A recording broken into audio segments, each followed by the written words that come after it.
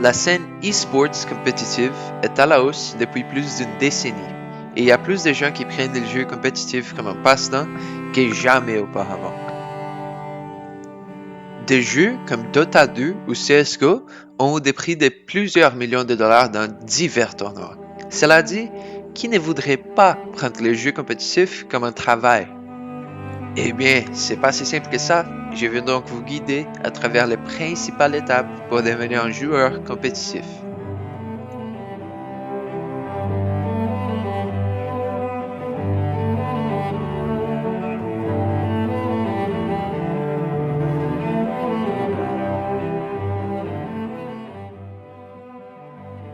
Première étape, rencontrer votre jeu. Bien que cette première étape ne soit pas nécessairement une étape pour devenir un joueur compétitif, il est très important si ce que vous envisagez comme étant un joueur compétitif est de gagner de l'argent en jouant à des jeux vidéo. De nombreux jeux sont destinés à des expériences casuelles et par conséquent, ils sont défectueux à un niveau élevé ou ne reçoivent presque pas ou pas du tout de soutien des développeurs pour les scènes compétitives du jeu. Un exemple très connu serait Team Fortress 2. C'est un très petit pourcentage de la base des joueurs à jouer à ce jeu-là de manière compétitive au cours des dernières années du jeu. En raison de nombreux problèmes avec ce jeu, sa scène compétitive n'a jamais décollé et elle n'a jamais été considérée comme un e-sport sérieux. On pourrait donc dire que mettre du temps dans ce jeu ne pourrait jamais être récompensé de manière significative. En d'autres termes, il n'y a pas d'argent à gagner là-dedans. De l'autre côté, Overwatch, un jeu très similaire à Team Fortress 2, avait un immense soutien des développeurs vers l'aspect compétitif de leur jeu.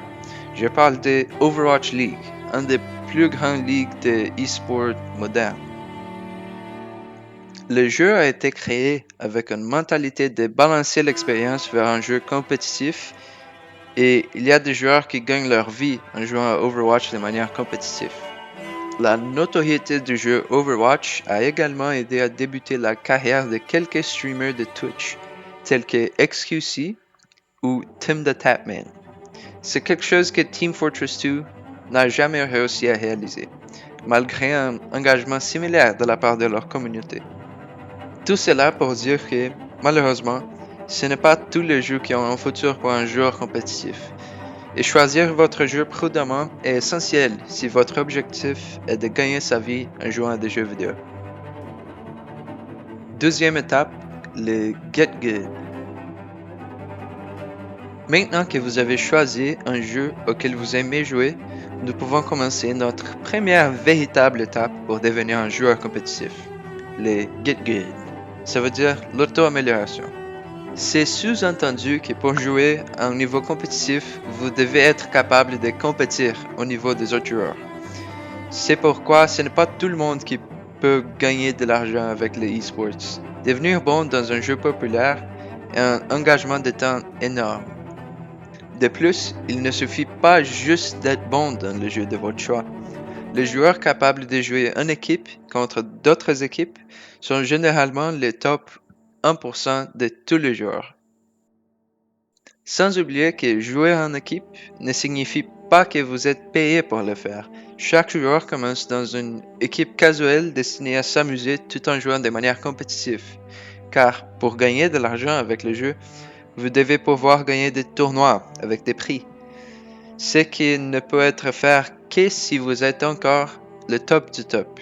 Cependant, ne vous découragez pas, car chaque joueur qui gagne sa vie avec un jeu était une fois quelqu'un qui a perdu tout son temps libre en jouant à un jeu presque religieusement, sans aucune sorte d'incitation monétaire immédiate. Tout ce processus-là est rendu encore plus difficile dépendamment de la popularité du jeu. Un jeu comme Minecraft ne sera probablement pas très difficile à maîtriser si vous y prenez du temps là-dessus. Car tout le monde y joue avec désinvolture et vous ne rencontrerez pas vraiment d'autres tryhard. Mais d'un autre côté, un jeu comme League of Legends, qui en a des gens qui y consacrent des dizaines de milliers d'heures, ne sera pas facile à rentrer. Un exemple extrême, c'est les échecs, un jeu qui a été profondément étudié pendant littéralement des siècles, qui a l'un des processus d'apprentissage les plus difficiles de tous les jeux. Les joueurs mettent de nombreuses années à jouer chaque jour pour atteindre le niveau des maîtres. Assurez-vous donc que vous êtes vraiment prêt à faire tout cela si vous souhaitez gagner de l'argent en jouant à des jeux vidéo.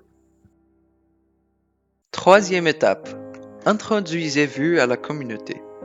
Même si s'améliorer dans un jeu compétitif est une tâche beaucoup plus lourde que ce à quoi cela ressemble, il existe des moyens de rendre le grind plus facile.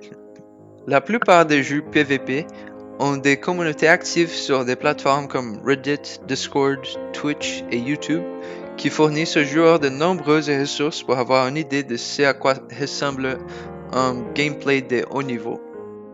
Faire partie d'une communauté active peut vous aider avec plusieurs choses sur votre chemin. Vous pouvez demander conseil à des meilleurs joueurs, les regarder jouer et même avoir une chance de jouer avec des joueurs compétitifs dans des PUGs. Tout cela vous permettra d'avoir une expérience qui peut faciliter votre transition vers la compétition réelle. Beaucoup de nouveaux joueurs compétitifs sont aux prises avec un manque de contrôle émotionnel au début, soit en se fâchant et en perdant, Damn it! Come on, dude! You stupid double parrying fucking retard! ou en étant trop confiants lorsqu'ils gagnent. C'est pourquoi les joueurs expérimentés auront plus de facilité à réussir la prochaine étape, la plus importante de cette liste. Quatrième étape, rejoindre une équipe. Faire partie d'une équipe est nécessaire pour pouvoir participer à des tournois sérieux. Même à ce niveau où vous êtes assez bon pour pouvoir rejoindre une équipe, il existe encore d'énormes disparités entre certaines équipes.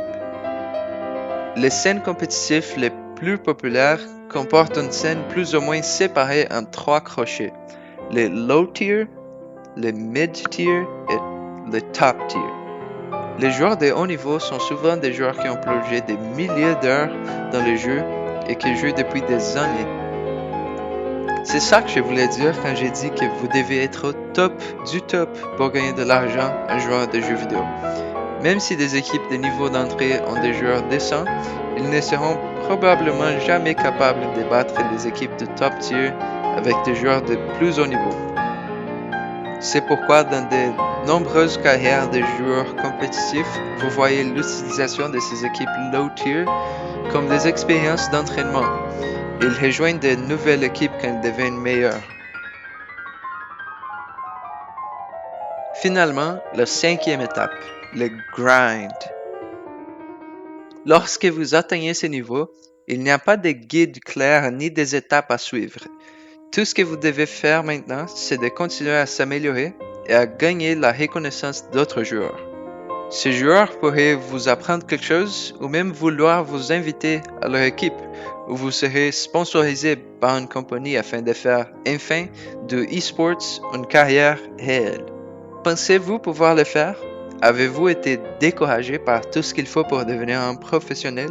Faites-moi savoir ce que vous pensez dans les commentaires et merci beaucoup d'avoir regardé ma vidéo. Je suis aussi un joueur compétitif d'un jeu appelé Mordhau et j'ai fait plusieurs montages vidéo sur ces vidéos-là.